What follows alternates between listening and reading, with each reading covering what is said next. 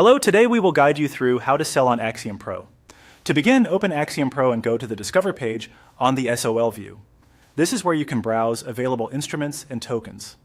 If you are following along in real time, give the page a moment to load fully so all listings and market details appear clearly before moving on.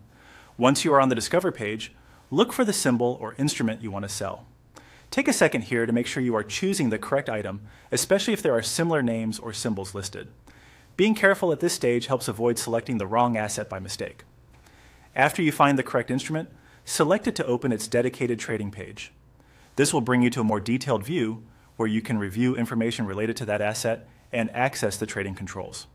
Make sure you are on the right page before continuing, since this is where the sell action will take place. Next, move your attention to the panel on the right side of the screen. In that area, look for the sell option and click it. This switches the trade action from buying to selling. It is a simple step, but it is important to confirm that the sell mode is active before entering any trade details. Now enter the amount you want to trade. This is the quantity of the selected instrument that you want to sell. As you type, check the value carefully to make sure it matches your intention.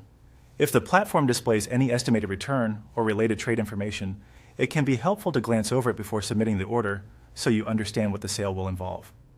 Once the amount is entered and everything looks correct, click Sell to place the order. This is the final action that submits your sell request on Axiom Pro.